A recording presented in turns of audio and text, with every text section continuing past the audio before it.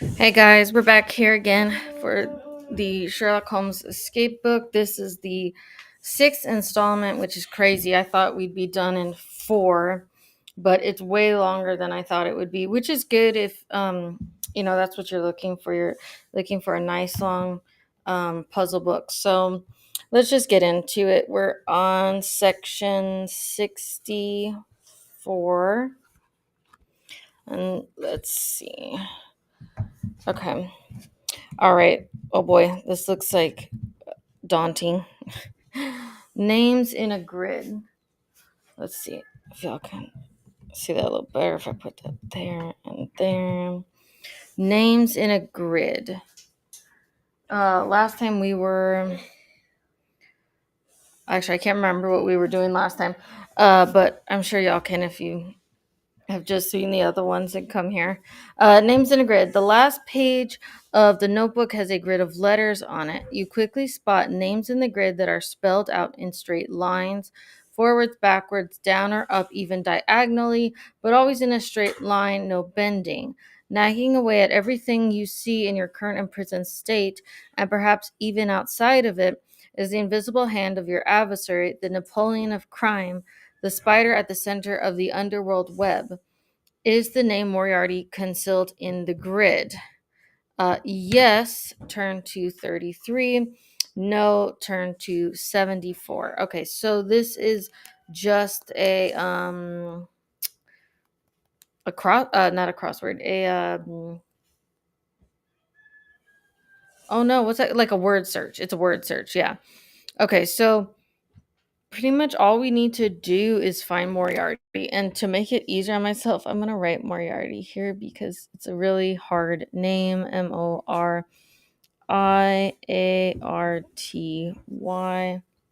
Moriarty. Okay, is Moriarty here? And, I guess we can find all these other names, but to be honest, who cares? Okay, let's see if we can find this. Do do do do do do do. Man, there's a lot of Moril. They have a lot Moiart. That's funny. I don't know which direction this, like Morih. They have a whole lot of these red herrings, I think, to make it hard instead of just being like, hey, is it there or not? Well, you're gonna find like dozens. MOL. Hold on, let's see. Quick here. Okay. I would assume it's here, but maybe that's the whole point is you're not supposed to assume anything. Moriarty is a 8-letter word. The fact that I can't find it, I'm pretty good at hidden word searches. Like, I enjoy them and I'm pretty good at them. So let's give it another second. They keep doing this where they go MOR, so that you think you've found something and there's really nothing there. Let's see. MOW.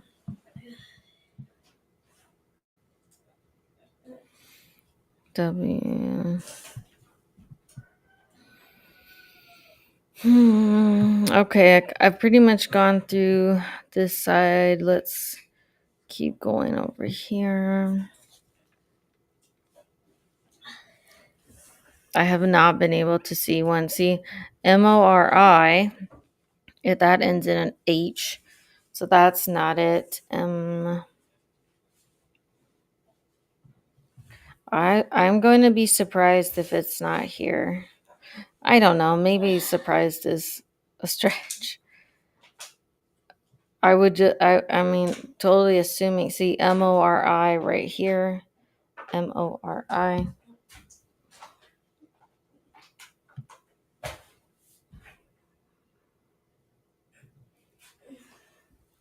But there's supposed to be other names? I don't understand. Well, I mean, like Brad. Okay, there's a Brad right there. Maybe there's like the name Sherlock Holmes in here or something. I'm just so focused on Moriarty. I'm not looking for other names. Mori Mor.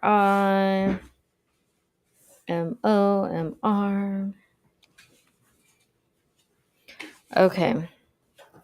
Mori ends in an L. I do not see Moriarty. Oh wait, Mor ends in an S.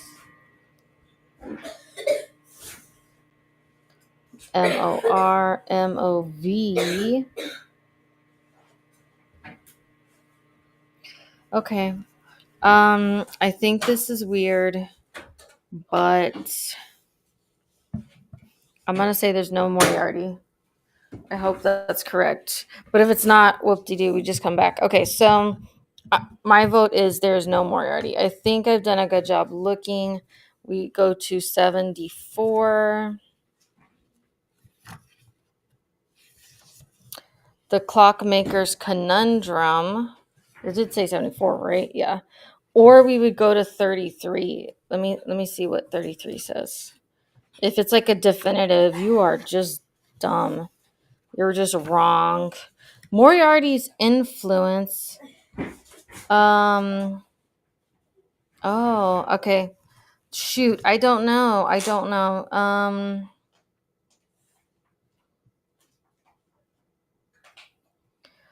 Okay. I'm just going to go with my answer, whether I'm wrong or right. Instead of like, I like to go between the two and see um which outcome you would get depending on what you choose, but I'm just gonna go with I could not find Moriarty. 74. You know what? I have the answers in the back though. I okay. I'm curious. Let's go to what were we on? 34. Let's see. 34. The solution is it's not here. Oh no, 64, 64. My bad. Sorry, I said 34. 64. Moriarty does not appear in the word puzzle. Cool. Yay.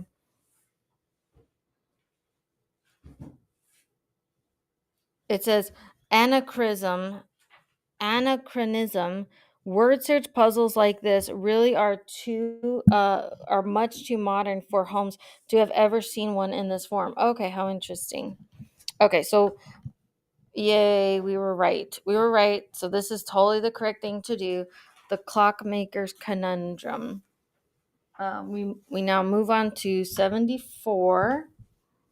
All right, it says you push the notepad away and look over to the carriage clock. There's a piece of folded paper tucked under the base. When you point it out, Watson brings it to you at the desk. You unfold the paper, flatten it out, and read the printed text. It's a puzzle about a time. All right, so what this says here is start at 10:30. Find the next time the hour hand and the minute are in exactly a straight line pointing away from each other. Try 2 hours before that. Round the unique time down to hours and minutes. Don't worry about the seconds. Start at 10:30. I wish they had a clock right here. So I'm just trying to do it in my brain. I'm just gonna write a small clock right here and put 10:30. So 12, 1, 2, 3, 4, 5, 6, 7, 8, 9, 10, 11. Okay, so if we're beginning at 10:30, you have the long hand here and right there. Okay, so what would you need to do? It would be 11 something. Okay, because the hand is going to move to an 11. this hand will move to an 11, and then the second hand is going to keep going around. And when it stops, it has to be exactly pointed away. So what would that be? It'd be like 11 and 25. 11:25, right? Try 2 hours before that. 9:25. Okay. I'm gonna check if that's right. Because and then it says turn to 89. You know what, let me just turn to 89. It might give us the answer. Turn to 89. Turn to 89. A plan of the pumping station. Let me just make sure I'm right. It doesn't actually give us the answer right there. The clockmaker's conundrum. The one time you know the clock hand lines up at 6 because clock hands. No. Okay, hold on. Let's just keep going.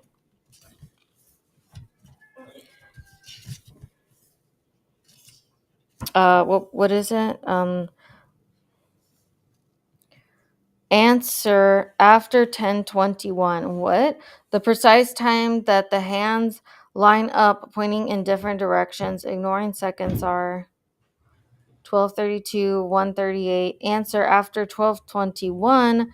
The first time two hands line up this way is 11:27. Okay, so I don't have a clock,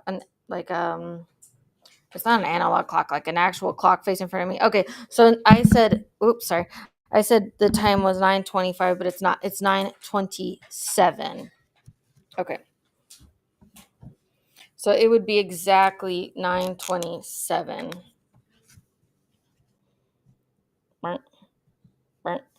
9:27. Okay. Alrighty. Now we are going to 89.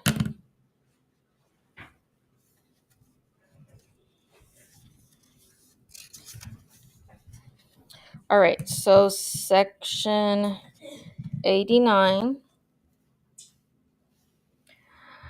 A plan of the pumping station.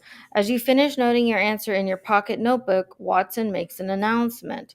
There's something on the back of the Queen. It seems an odd and intimate thing to mention, but when you realize he means the back of the portrait of the Queen, you lifted it off the wall to access the safe, but hadn't looked at the painting itself. Watson passes it over to you, and you lay it out face down, no disrespect intended to Her Majesty, and look at what appears to be a floor plan. It's a plan of the pumping station, says Watson. Indeed, it is. And it shows something neither of you knew about before. There's a coal tunnel that runs from the yard, which the booby-trapped door opens onto, under the fence and the gates, and out to the river. That might be very helpful, you say. I think it's time we left. Turn to 31. Okay, so so you have the plan of the the floor plan of the pumping station. Now we turn to 31.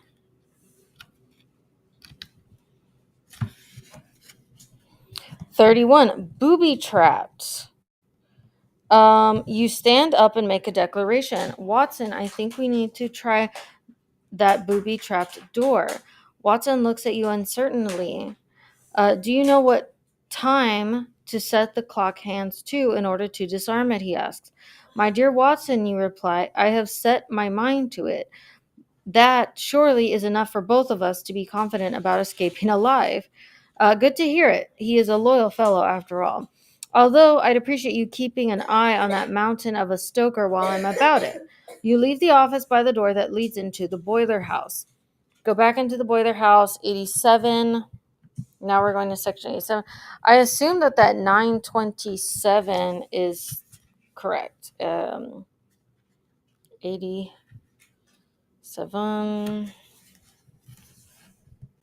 A cleft heel.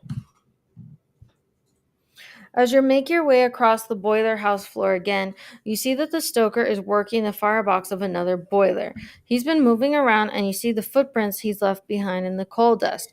You pause to look at them carefully. He's got a cleft in the left boot's heel and a hole in the sole which leaves a distinctive mark. As you stand studying the prints, you notice that the sound of shoveling has stopped.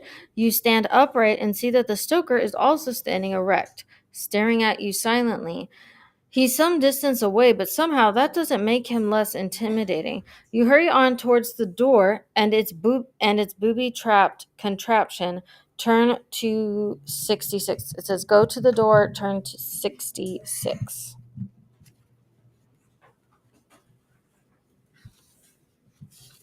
Okay. A lucky bullet.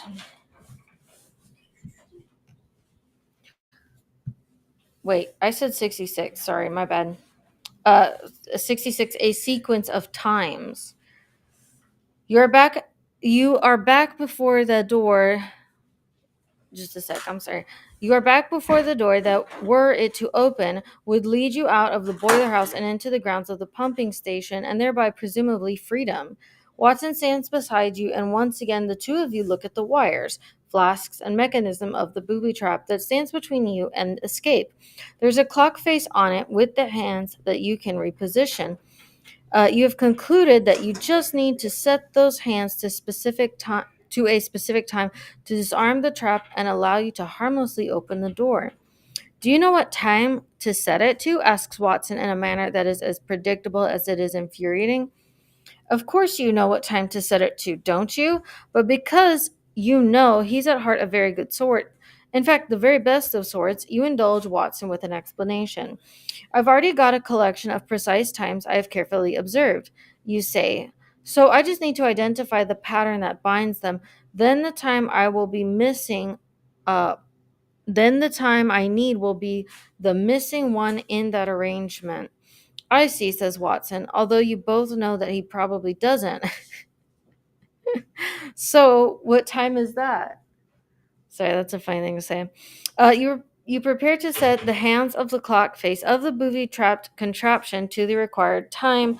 Turn to 86. Oh boy, you know what? I don't like this. I feel like, oh man. Okay, 86. 86. All right. To a bunch of pages. Go away. All right. Hear me, guys or girls. Don't really care. All right. Section 86. Setting the hands. Watson seems a little nervous as you reach forward and set the clock hands to the time you've confidently determined is the setting that will disarm the trap.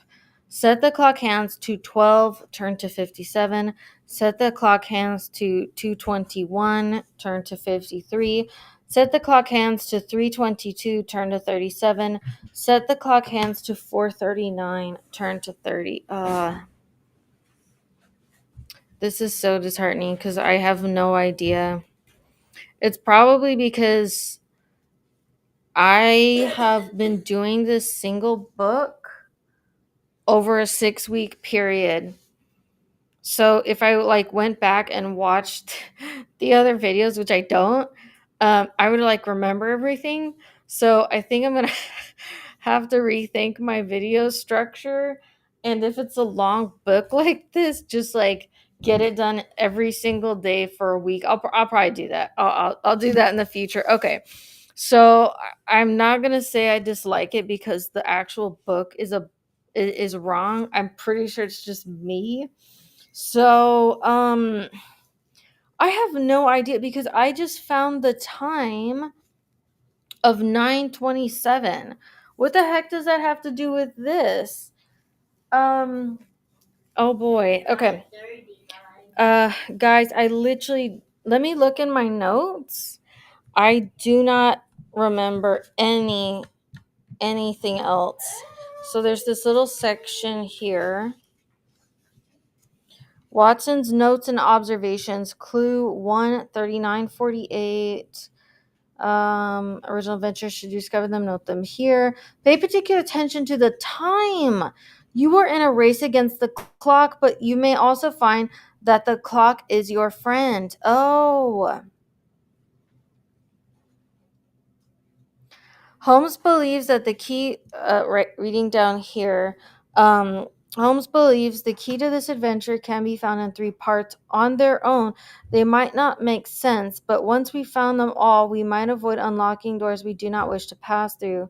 Holmes asked that if I bring along my periodic. Holmes asked that I bring along my periodic table. Okay, so yeah, this is completely user error.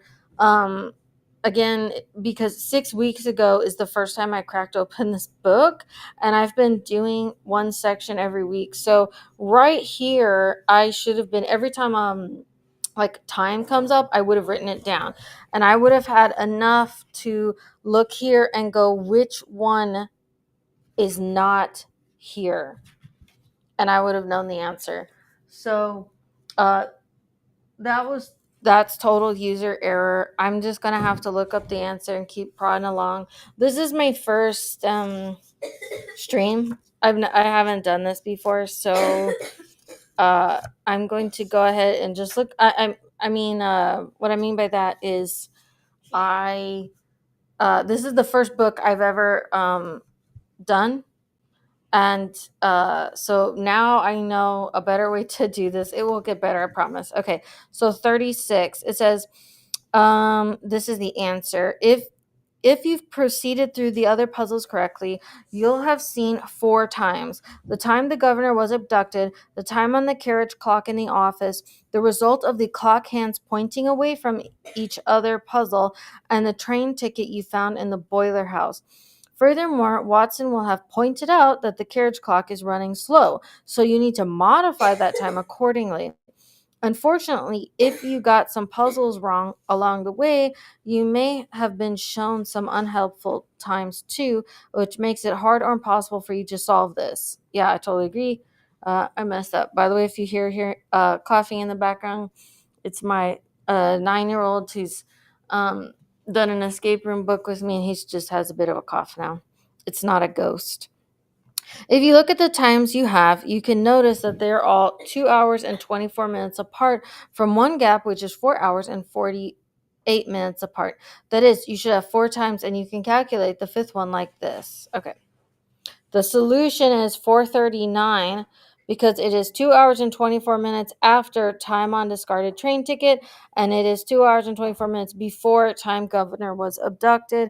439 is the time you need to set the booby trap. 439, which means turn to 30. I'm a little bit of a dingus. Yeah, you are a dingus. Oh, just to 30. Okay. No chime.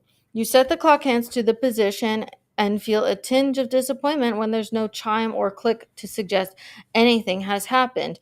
Do you open the door? Yes, because I'm fully confident that we looked up the answer. There we go. Alrighty. Open the door. Oh, open the door. Turn to 29. Footprints. You jump out of the boiler house. You're free of the building. Watson follows 1 second later and heaves on the door to try to shut it, but its stiff hinges won't be rushed.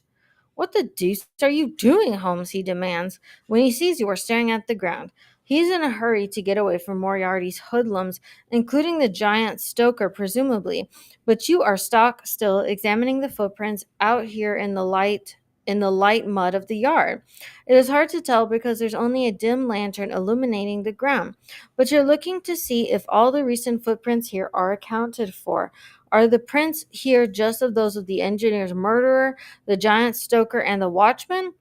Or are there more of Moriarty's henchmen at large? These prints could only be 3 pairs of boots turned to 45. There are at least 4 different prints turned to 103. Okay. Let me see here if I can let y'all see even closer.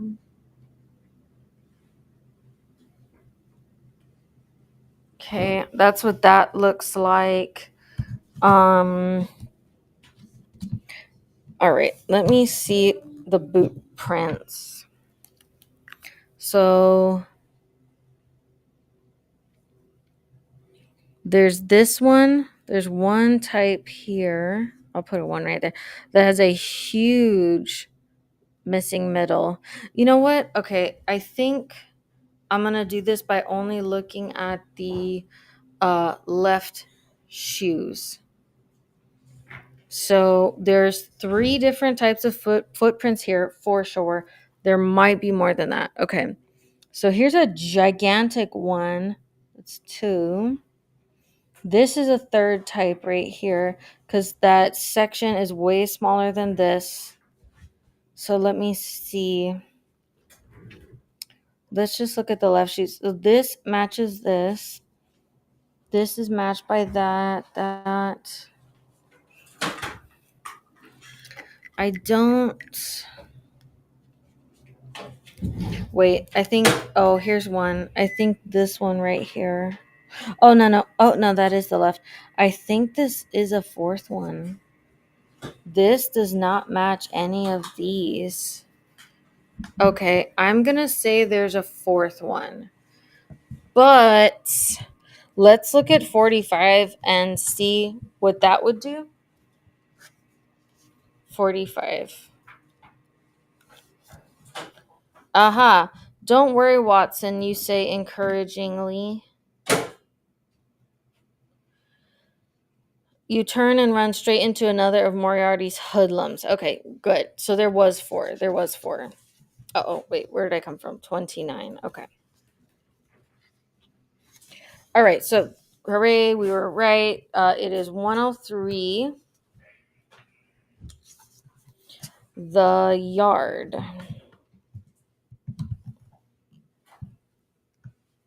Okay. Be alert, Watson. You say these footprints suggest that there is at least one more hoodlum at large than we can account for so far. Your prudence is rewarded when another hoodlum appears from beside a stack of barrels here in the yard. This one just as big and menacing as the giant Stoker. You are not caught unawares. Mind you, you don't have a plan for dealing with him either, other than to run into the coal tunnel that you hope might have been overlooked. You can get there in a stretch, but then so can the big man. You turn to the ever resourceful Dr. Watson, who is pointing his service revolver directly at the hoodlum, now standing stock still and slowly raising his hands in the air. You feel obliged to comment on the sudden appearance of the firearm. I didn't think you had brought your revolver, Watson, you say. Well, he replies, I did. That's funny. At that moment, the boiler house door flies off its hinges and the giant Stoker steps through it. You don't like the look of the manic grin playing on his lips, but Watson has bought you enough time to cross the short distance to the concealed entrance of the tunnel, backing away from the hoodlums who follow a cautious distance away as Watson levels his gun at them. As the thugs come closer, as the thugs come together, you wonder briefly if they might be twins. When you're close to the mouth of the tunnel, Watson lets loose a bullet. He aims at the ground between the two hoodlums to make them jump, which they do, albeit briefly, and you both turn and sprint into the back arch that offers, perhaps, a route to the river and escape. Escape through coal tunnel, turn to 102.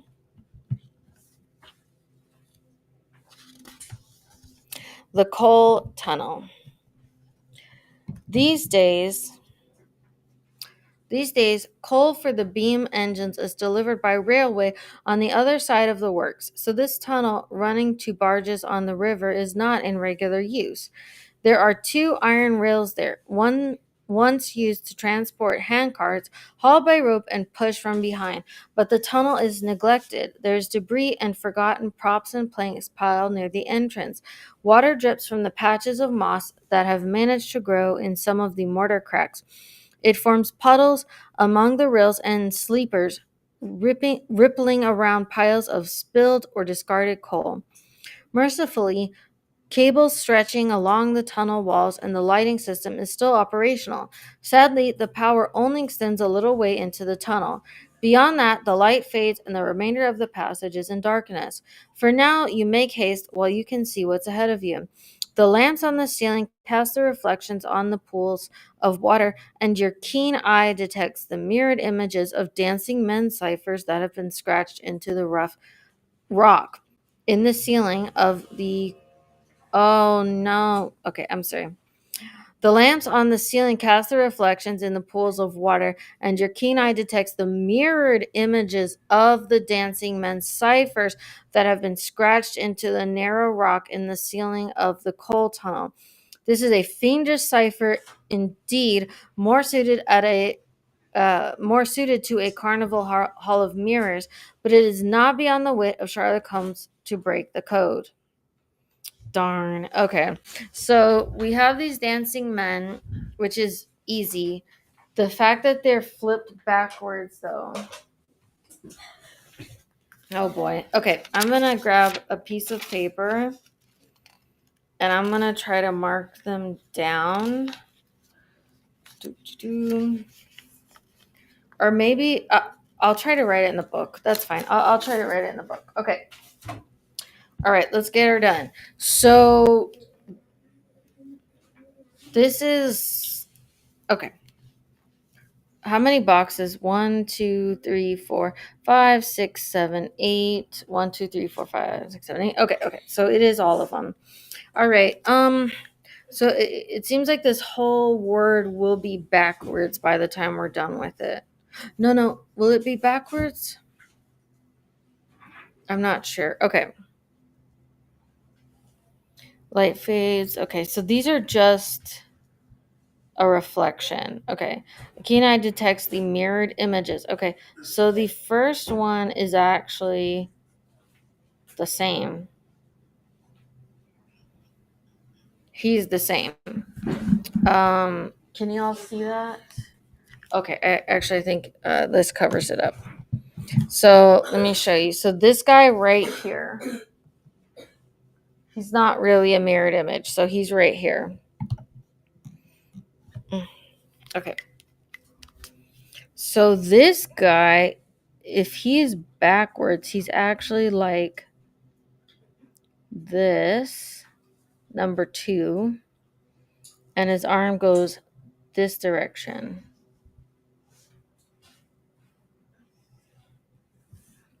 Right? Because the whole thing's backwards. Okay, so he's number 1, number 2, 3, number 4, number 5, number 6, 7, and 8. 1, 2. So number 3, I'm gonna write these all right side up, down. So here, the left arm's out, so that would be the right arm. But he's flipped upside down. Why are some upside down and some right side up? I don't know. I'm just going to continue on. So he would have his,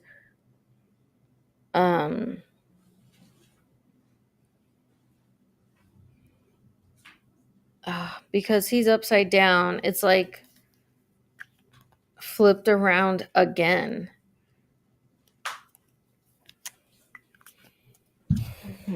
Okay, so I'm going to say his, because he's upside down, it is his arm goes to the left, and it's his right leg that is bent. Okay, because he is upside down. That one is like double backwards or something. Okay, the fourth one would be okay, so the same thing. The fourth one is the same one, so it would be pointed in the same direction with both legs doing that thing. Doing that thing. Okay.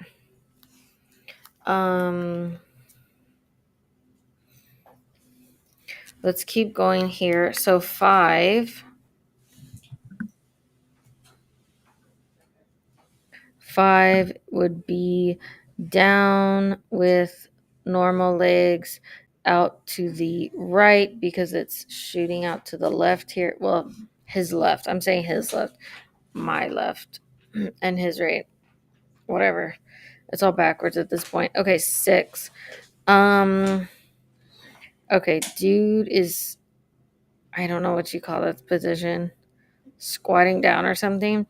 And his arms are just straight up. Okay, so his arms are just straight up. Number 6. Here, let me get that. 6 is up here. Okay, and then 6 and 7 is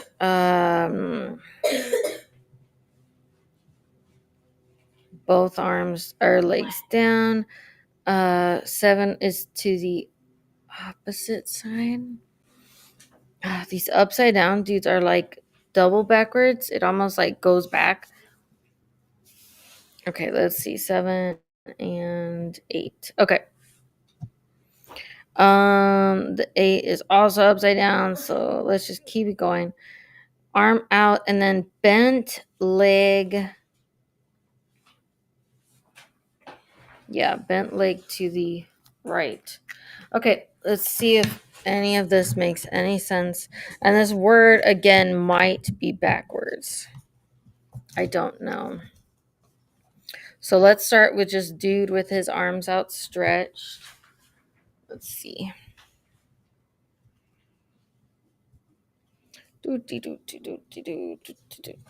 might use. No, I can't use that. Okay. Dude. Oh wait, are some of these actually upside down? I'm a dingus.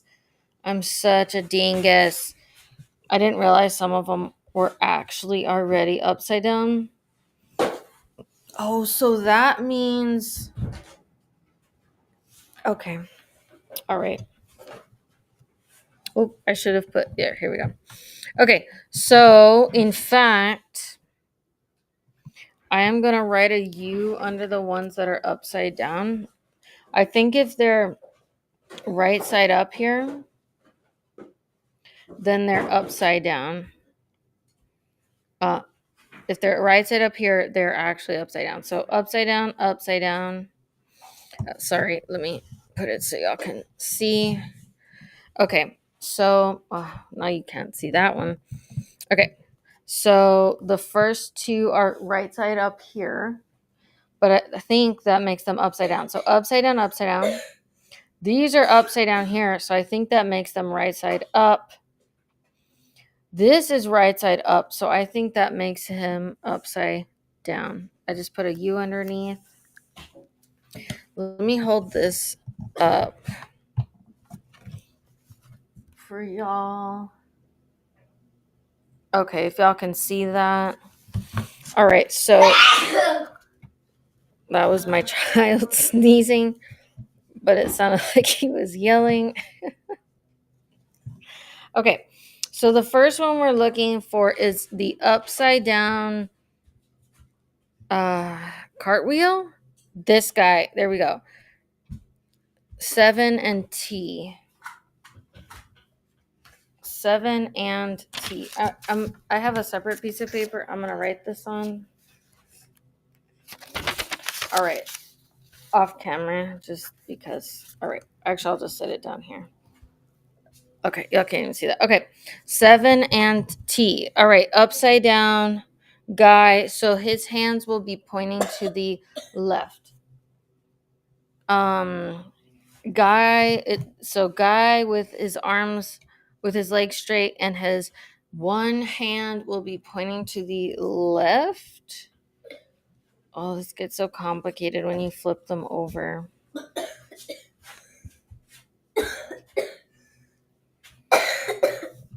Okay, is that the opposite of that guy? No, his arm is to the right. But I did, okay. There's that guy right there. And then there's this guy. Is that him upside down? Yes, it is. I am a dingus, so that's a D. That's 7, 4, and TD. That's what we have so far. Okay.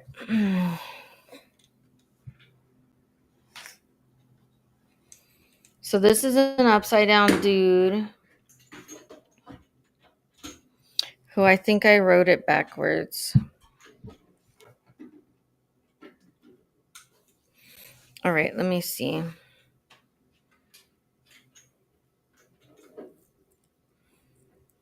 Should I even have these guys flipped around? It just said a mirrored image. It didn't say. I'm like flipping them around. Let me read this again to see if I'm even on the right track. These days, coal for the beam engines is delivered by railway on the other side of the works. So this tunnel running to barges on the river is not in regular use. There are two iron rails here, once used to transport hand cars, hauled, da da da da. Okay, blah blah blah. Mercifully, cables stretch along the tunnel walls, and the lighting system is still operational. Sadly, the power only extends a little way into the tunnel. Beyond that, the light fades and the remainder of the passage is in darkness. For now, you make haste while you can see what's ahead of you. The lamps on the ceiling cast their reflections into the pool of water, and your keen eye detects the mirrored images of the dancing men, ciphers that have been scratched into the rough rock in the ceiling of the coal tunnel. This is a fiendish cipher, indeed more suited to a carnival hall of mirrors, but is not beyond the wit of Sherlock Holmes to break. Oh, man. Okay, I think I just can't tell if I should be flipping them up and down or not because they're mirrored images.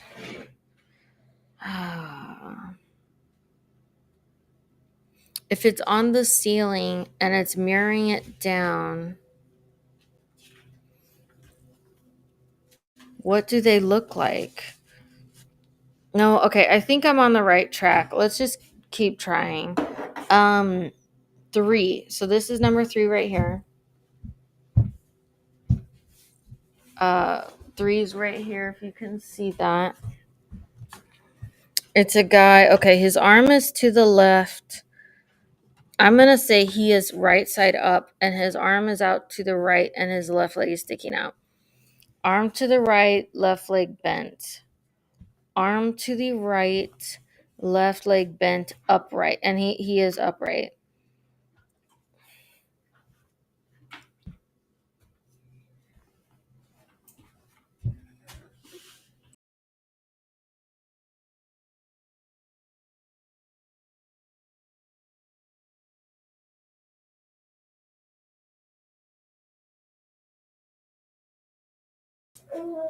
Okay.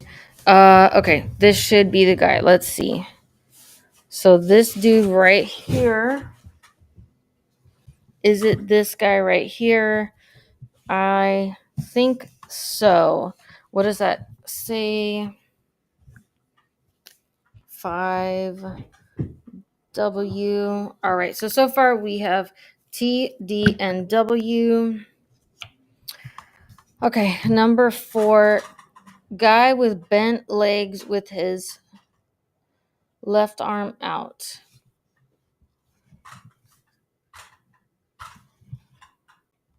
Guy with left arm out, bent legs.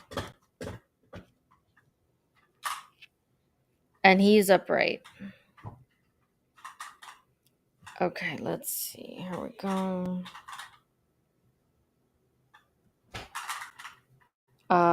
Left arm out. If you flip that image, would his left arm be out or his right arm? I'm a doofus. I could just turn the book upside down. I think. So it's his right arm that's out. Yeah, it is his right arm. Okay. So that's incorrect.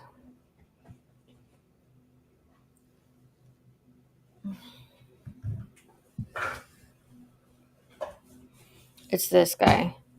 Y. It shows Y and 1. I write down the 1, but I don't think we need those numbers, but I write it down anyways. Okay. All right, five. Five. So this dude is on his head with his right arm sticking out. On his head, only the right arm sticking out. Yeah. On head, right arm sticking out, and the legs just up. Nice. X. Wait, right arm. Oh, sorry, he's on his head. I already forgot that. On his head.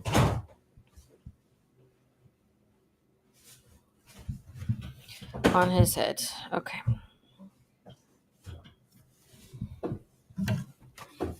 All right, so does that match this guy?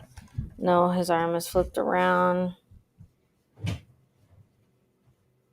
It's this guy. So does this guy match? Does that guy match this guy? Yes, and it's a G.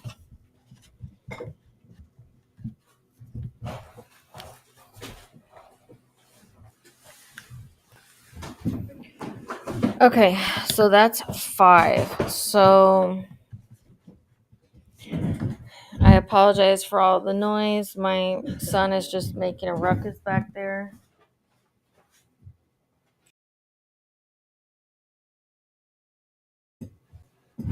Okay, now we're looking at six. So bent legs, bent arms up. And I think that one is right side up. Okay. Let's look here. Like the legs are squat. Okay, and then the arms are like bent at the elbows, like a box and a box formation. Like that, right? Yeah. So that's S. S. So far we have TWYGS. That was six. So seven. Let's see. What does he look like? All right. So he is right side up with arm to the left. Right side up with arm to the left. Okay.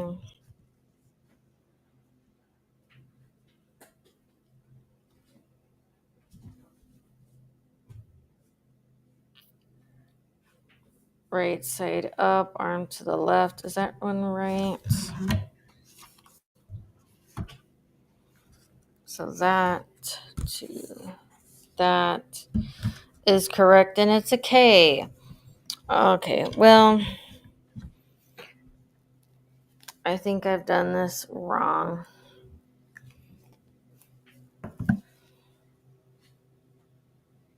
Because I have TDWYGSK. None of that sounds right.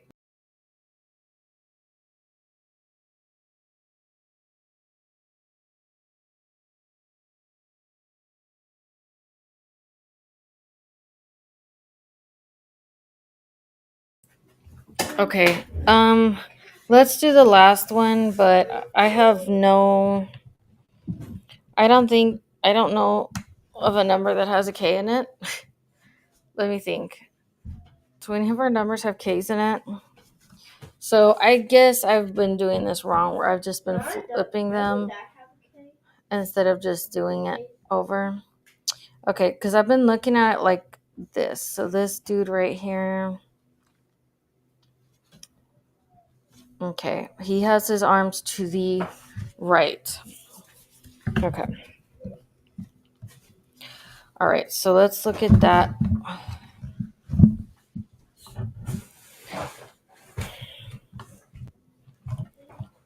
Bent leg and arm to the right.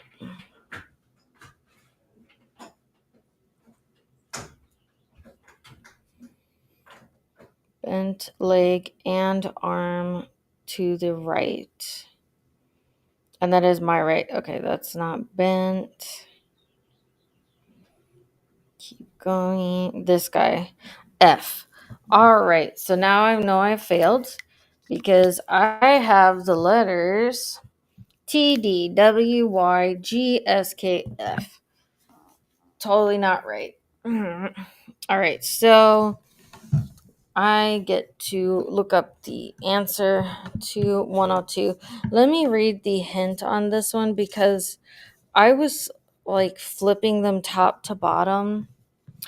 Coal tunnel. Remember that the dancing men you're seeing are an upside down and mirrored reflections of the actual marks you need to decode. Okay. I really did screw up where I was just flipping them and not mirroring them. Be careful because sometimes the figures in the dancing men code really are standing on their heads. Once you've got the dancing men, you'll need to decode them using the code wheel. Okay, so what is your answer? Because I'm sorry, I'm not doing that anymore. The dancing men code can the dancing men can be decoded to spell out 61. Okay. Okay, one big thing I will say is that this is the second time they've done this where they want you to use both of the letters, but this one clearly says input and this one clearly says output. They should not do that unless they tell you. I would have gotten that wrong anyways, of course, but that is not good if they're doing that. Actually, especially Sixtyone. Oh, that would spell it out. Oh, wait, I'm sorry. Why did they do that? Just a second. Hold on. Yeah, why do they have two sets of numbers there? What? I don't understand why there are two sets of numbers. Did I do it correctly? Okay. I don't know why there are two sets of numbers. It spells out 61. Let's go to 61. If they want you to use both the input and the output, that's what you should do. I mean, that they should say that because you shouldn't be using the input. Um, that's the whole point. Is that you're inputting, not trying to get an answer. You're putting in something to get an answer. Anyhow, all right. Let's move on to a couple of eights. All right. Sorry, just got a sip of water.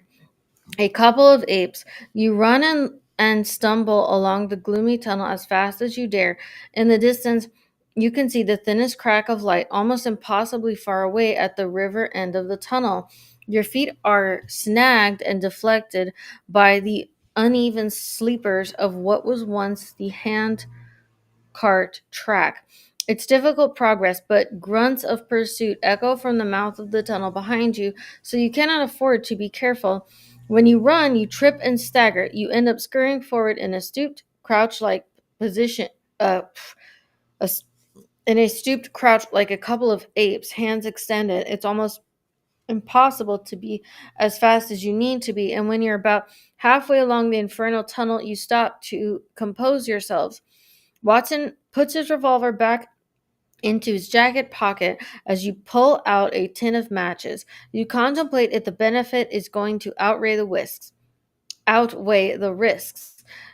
You may be able to progress faster if you can see the ground better ahead of you, but perhaps a light will make you a pinpoint target for your enemies. Should any be harmed, um, Should any be armed with a gun, you opt for a middle way, just the flare of a struck match to see what's ahead, and then you'll blow it out. Strike the match, turn to 16.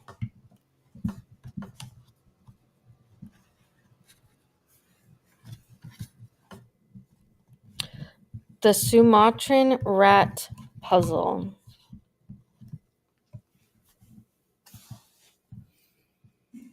The light flares up, and 100 eyes reflect the spark back at you. Rats. a lot of rats. They had been creeping out of the crevices and coming up through the drains, attracted by the unusual presence of people. Of course, there are rats down here. Lean rats, plump rats, aggressive rats, timid rats, cunning rats, diseased rats, sewer rats, all kinds of London rats.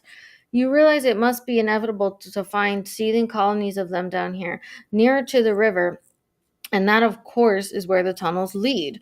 Watson is unperturbed by rats. His military experience has inured him to far worse afflictions than a mere rodent presence, but you are reminded of the especially unpleasant business you had with a giant rat of Sumatra. That case was troubling because it was almost paranormal in its resolution. You experienced the tiniest shiver down your spine as you remember the adventure and its possible consequences. You are famously a man who is not at the whim of irrational matters, such as a superstitious fear of a monstrous rat. And yet, is it just is it just possible that, at this very moment, as you hear the blood racing in your ears, it stems not just from exertion as you hurry on your way, but from some remote hex cast by the begetter of that Sumatran rodent? Does its influence still haunt you? Does every rat in the tunnel have an identical match? If you think every rat has a twin, turn to 3. If you prefer to say that not all the rats are paired, turn to 80. Okay. All right. This one has a match for sure. There you go. This one. This one. This one to this one. This one to this one. This one to this one. Okay. They all have a match. All right. So let me look at 80 to see what would happen if we said they do not all have a match. 1 second. 80.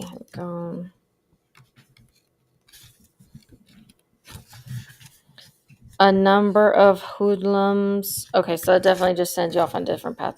Let's just keep going in the correct way, which is 3. Okay, it's almost identical. All right. Moriarty's hoodlums from 3.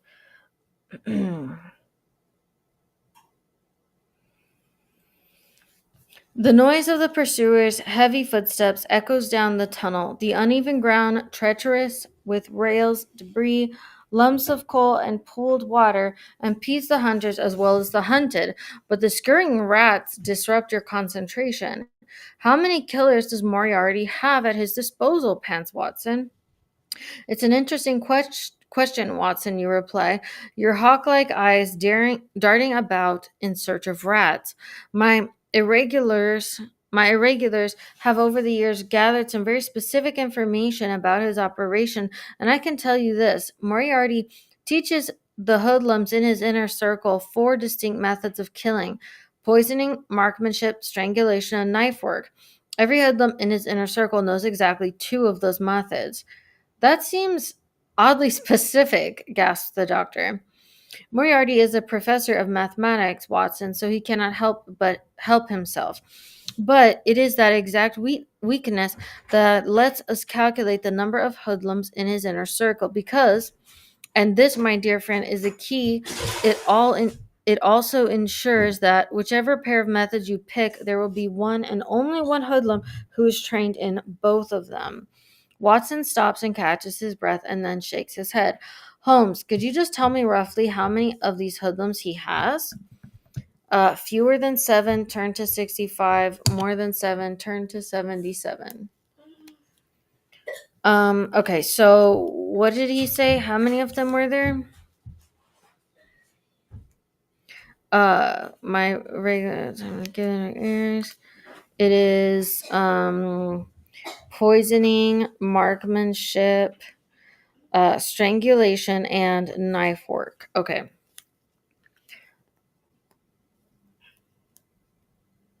Okay, so how many those four things, and they each know two of them. Wouldn't that be less than 7?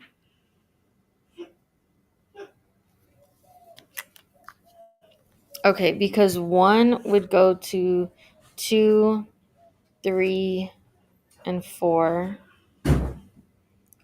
And then 2 can go to 3 and 4. And 3 can only go to 4. 1, 2, 3, 4, 5, 6. I think the answer is 6. All right, fewer than 7. I think the answer is 6. Let me just check though. I'm gonna check in the back.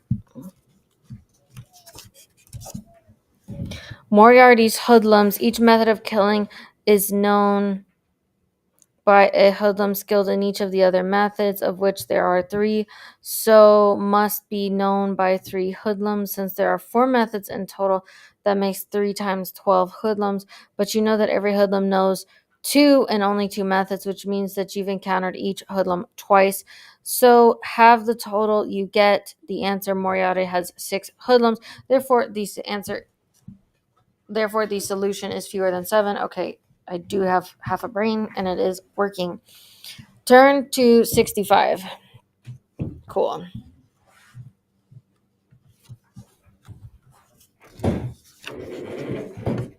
A lucky bullet. No sooner have you confidently declared the number of trained killers at your enemy's disposal than a shout booms out from behind you. One of them is shooting down the tunnel. You hear the bullet ricocheting off the brickwork as it hurtles past you.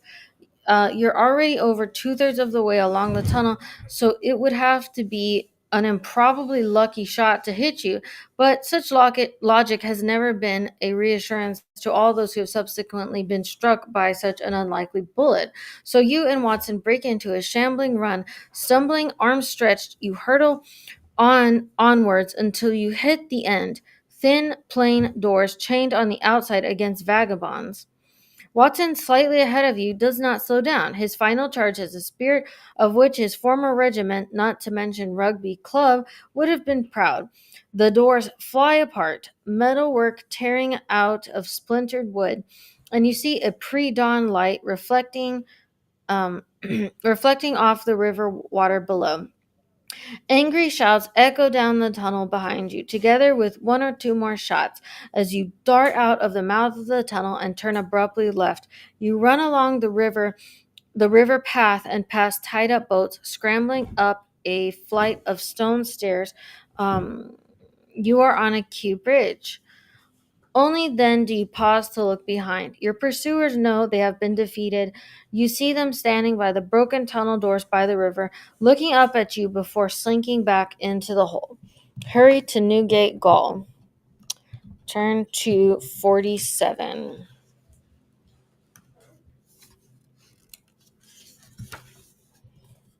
Thwarted. Okay. Alrighty. Can you see that? Thwarted. You run out onto the road and flag down a cab. It's still pre-dawn, but there are always some hopefuls about and rush to Newgate Gaol. The cab races between the dark buildings, clattering through the streets as London tries to sleep. The wheels come skidding to a halt outside the prison, and you leap out into a group of people milling around the gate. Something is afoot. Among the crowd, you recognize Inspector Lestrade of the yard. Holmes, he says, you see, he looks almost flustered. Do you know anything about this? About what aspect of this exactly?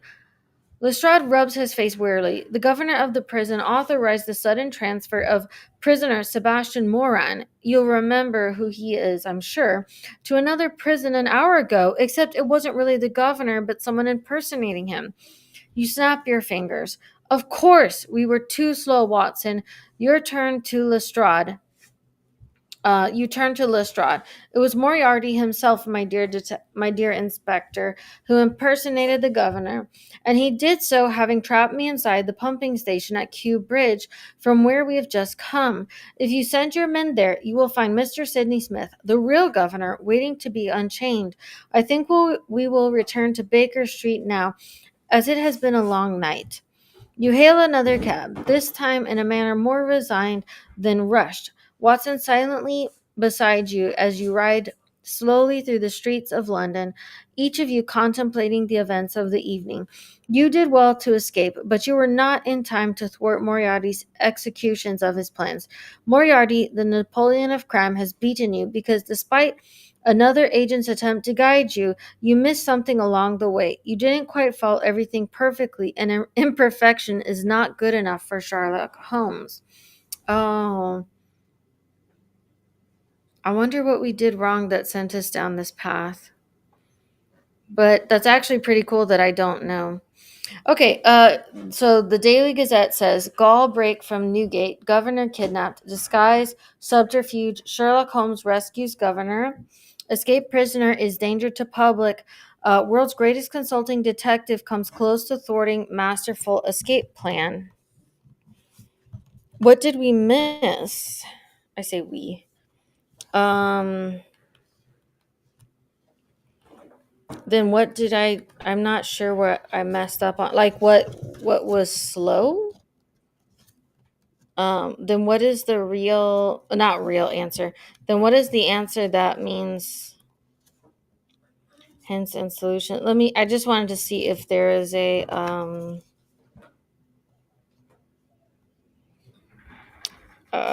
let me see. Okay, so this was the very first one. It's the Yarbu. I just wanted to see if there's like a good, like the best possible ending. You get everything, you sort it, blah, blah, blah. An unexpected opening. A grateful London. Okay, so 83. If you were on 83, a rugby charge. What?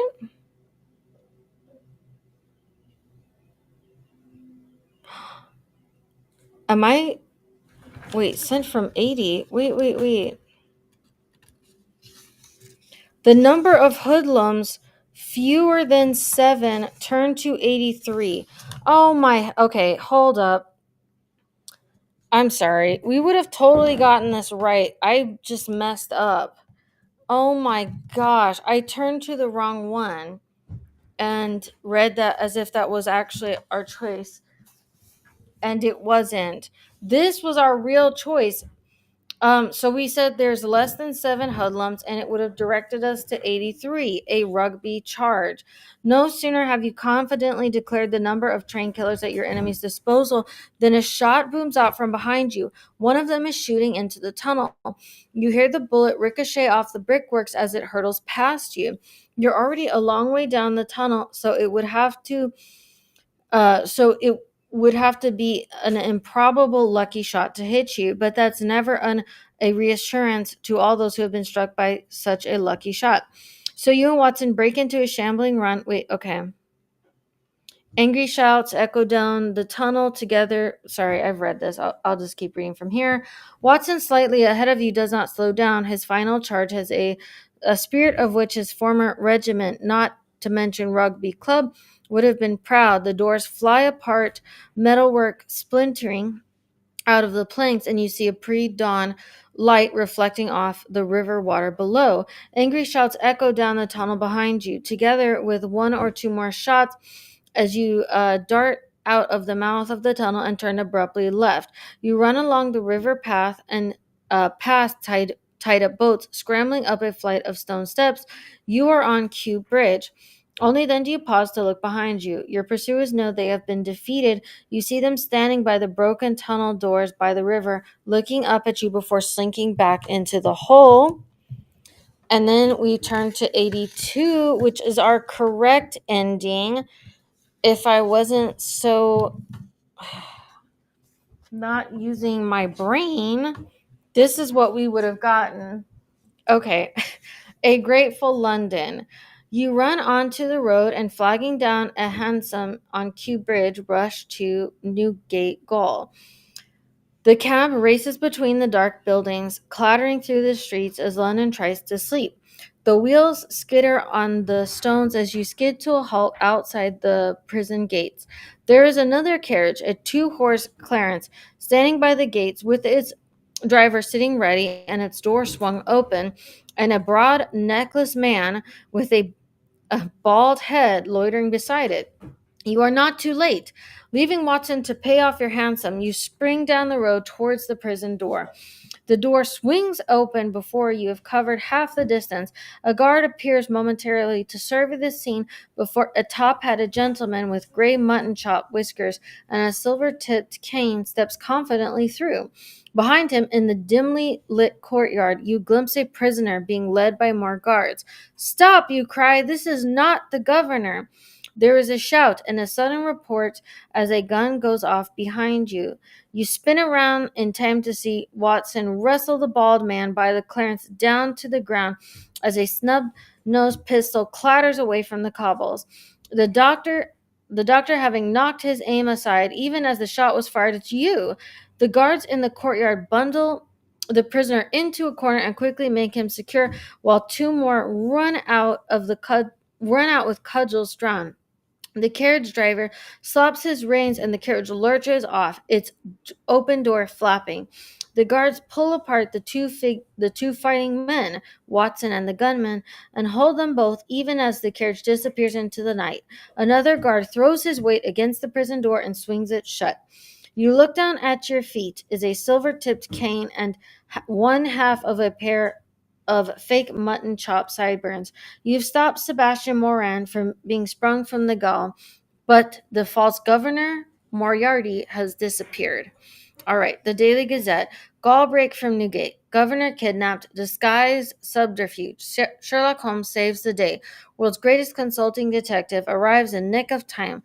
Dangerous criminal remains behind bars with a grateful London celebrates. It says the following afternoon, turn to 92. Come. All right, we are almost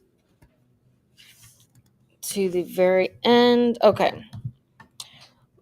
Baker Street, 92.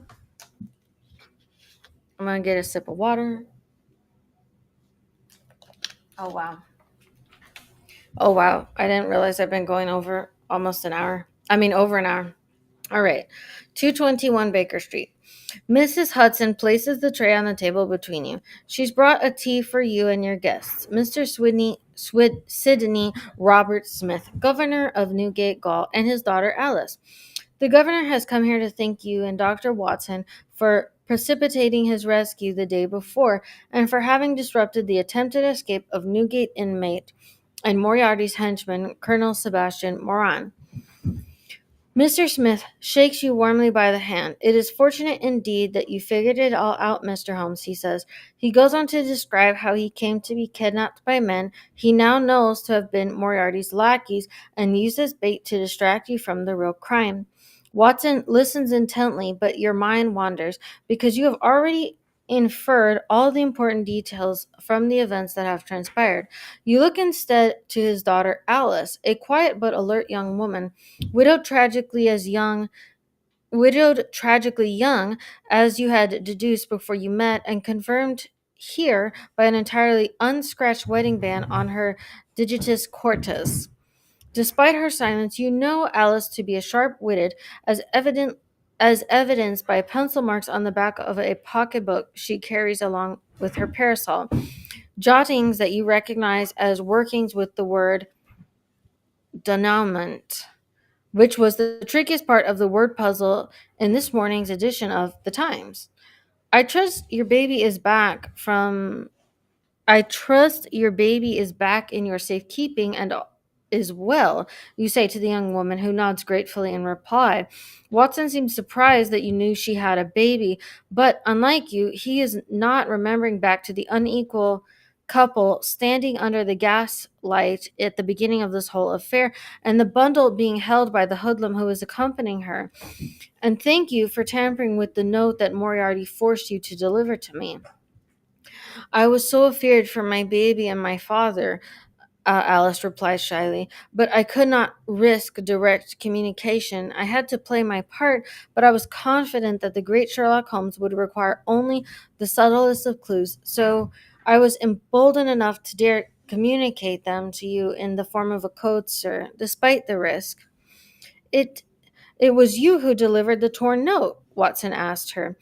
The Austin asks her, catching up. He is the dearest of fellows, but incredibly slow sometimes, and he always goes to chivalrous pieces in the presence of the fair sex. You lift your teacup to your lips and close your eyes, savoring the taste of Mrs. Hudson's excellent tea. Okay, so that was the end. Okay, my thoughts on this are that I think I think it's really cool. Ah, the thing I'm hung up on is that I do think it drags on for too long, but because every single one of these videos, and again, this is the sixth one, has been a week apart. So that's not fair to me not remembering things. That's not a reflection on the book. That's a reflection on me and how I read the book. Because probably what you're going to do is sit in bed at night and work on these puzzles. That's what I like to do. I have all these puzzle books, and I'll work on them at night, while I'm going to sleep, just before I go to sleep, because I have kids and a husband, so I'm not going to have a lot of time to do these other ways. So I think if you were doing that, um I still think this book might be a little too long, because it took me over. I'm pretty sure we're at this, like, the 6 hour mark, which probably makes this a little too long. But I this is just my review off the top of my head. I'll do a more in-depth review later when I think about it and put all my thoughts together. um I think that this is a really good one. I really liked it a lot. I think it's very much in the, like, spirit of Sherlock Holmes, who I am a fan of, and so it was just cool. I did enjoy it. So anyhow, that's all I have for today. And again, I'll be back with a deeper review later. Um like a short, deeper review. But it's been fun to do this book. This book has been fun. So right from here, yes, I did enjoy it, and I would recommend it. So I will catch y'all later, guys. Bye bye.